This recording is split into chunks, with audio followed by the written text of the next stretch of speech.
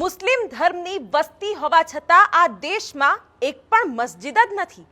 અરે ત્યાં સુધી કે મુસ્લિમ શરણાર્થીઓને આ યુરોપિયન દેશે વસવાટ કરવાની મંજૂરી જ ન આપી, કારણ કે ઇસ્લામમાં અતિ મહત્વની એવી ઇબાદત માટેનું તેની પાસે કોઈ સ્થાન જ નથી। કારણ અતિશય વિચિત્ર છે। નમસ્કાર, હું છું શિવાની અને આજે વાત એવા દેશની કે જ્યાં મુસ્લિમો વસવાટ કરે છે પણ મસ્જિદનું નામો નિશાન નથી। આ દેશ એટલે સ્લોવાકિયા। સ્લોવાકિયા યુરોપિયન યુનિયનનો સભ્ય દેશ છે, પરંતુ આ દેશ એ દેશ છે જે સૌથી છેલ્લે તેનો સભ્ય બન્યો હતો। આ દેશમાં મસ્જિદ બનાવવા અંગે વિવાદ થતા રહે છે। વર્ષ 2000માં સ્લોવાકિયાની રાજધાનીમાં ઇસ્લામિક સેન્ટર બનાવવાને લઈને પણ વિવાદ થયો હતો। બ્રાતિસ્લાવાના મેયરે સ્લોવાક ઇસ્લામિક વક્ફ ફાઉન્ડેશનના તમામ પ્રસ્તાવને ફગાવી દીધા હતા। તો આ તરફ એસ્ટોનિયામાં પણ મુસ્લિમ વસ્તી ખૂબ ઓછી છે। વર્ષ 2011માં વસ્તી ગણતરી મુજબ તે સમયે ત્યાં 1508 મુસ્લિમ રહેતા હતા, જે સમગ્ર વસ્તીના ફક્ત 0.14% હતા।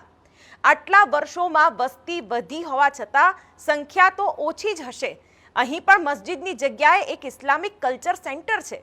મોટાભાગના મુસ્લિમો નમાઝ માટે અહીંના કોઈ કોમન પ્લોટમાં ભેગા થાય છે।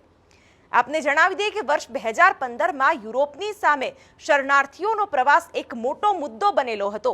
તે સમયે સ્લોવાકિયાએ 200 ખ્રિસ્તીઓને પણ શરણ આપી, પરંતુ મુસ્લિમ શરણાર્થીઓને આવવાની ના કહી દીધી, જેના પર સ્પષ્ટતા કરતા સ્લોવાકિયાના વિદેશ મંત્રાલયે કહ્યું હતું કે તેમને ત્યાં મુસ્લિમોની ઇબાદતની કોઈ જગ્યા નથી।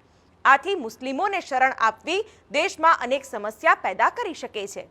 યુરોપિયન યુનિયને આ નિર્ણયની આલોચના પણ કરી। 30 નવેમ્બર 2016ના રોજ સ્લોવાકિયાએ એક કાયદો પાસ કરીને ઇસ્લામને અધિકૃત ધર્મનો દરજ્જો આપવા પર રોક લગાવી હતી। આ દેશ ઇસ્લામને ધર્મ તરીકે સ્વીકારતો જ નથી।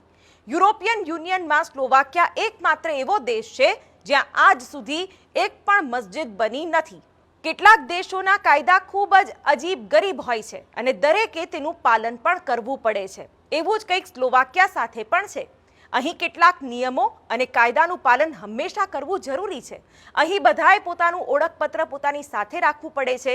ત્યાંના પ્રવાસીઓએ પણ પોતાનો પાસપોર્ટ હંમેશા સાથે રાખવો પડે છે। સ્લોવાકિયામાં અવાજના પ્રદૂષણને ડામવા માટે પણ એક આકરો કાયદો છે।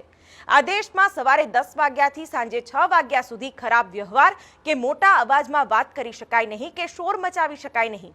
જો કોઈ આવું કરે તો તેને પોલીસ પકડી શકે છે અને દંડ પણ ભરવો પડી શકે છે। ત્યારે આદર્શ સ્થિતિની જો વાત કરવામાં આવે તો કોઈ પણ વ્યક્તિને ધર્મ સ્વાતંત્ર્યનો અધિકાર હોવો જોઈએ, તેમના ધાર્મિક સ્થાનો પણ હોવા જોઈએ। ત્યારે આ મુદ્દો કેટલો ગંભીર હોઈ શકે તે પણ વિચારવાનો વિષય।